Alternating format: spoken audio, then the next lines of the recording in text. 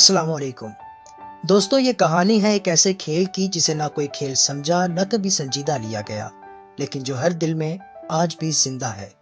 یہ بات ہے اس وقت کی جب شام ڈھلتے ہی گلی کے کونے سے ایک جملہ گونجتا تھا، چلو برف پانی کھیلتے ہیں۔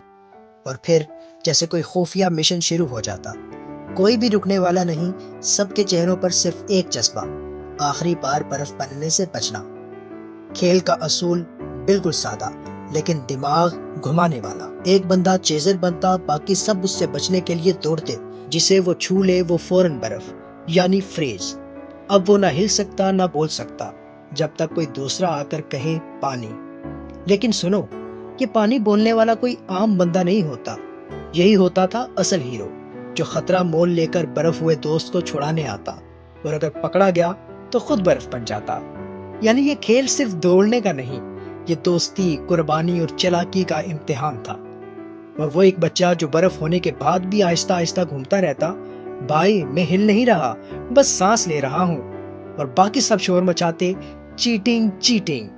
یہ کھیل ہمیں سکھاتا تھا کہ دوست کو مشکل میں اکیلا نہیں چھوڑتے، ہر برف کے بعد کوئی پانی ضرور آتا ہے۔ آج وہ کھیل کہیں کھو گیا ہے، ہم سب زندگی کی دوڑ میں چیزیں بن گئے ہیں، اور کبھی کبھی خود بھی برف بن کر کھڑے ہیں۔ بس فرق یہ ہے، اب کوئی پانی بولنے والا نہیں آتا۔ کاش کوئی پھر سے آواز دے، چلو برف پانی کھیلتے ہیں۔ دوستو، آئیں چند لمحوں کے لیے ہی صحیح بچپن کو یاد کرتے ہیں، اور تصورات میں اسی کھیل کا لطف لیتے ہیں، جہاں دوڑ تھی، کہے تھے، اور برف پانی کے لفظوں میں ساری خوشی چھپی تھی۔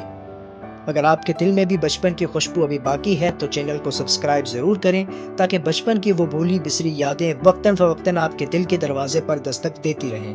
اور ہاں، اسے ان دوستوں کے ساتھ ضرور شیئر کریں جن کے ساتھ آپ نے برف پانی صرف کھیلا نہیں بلکہ جیا تھا۔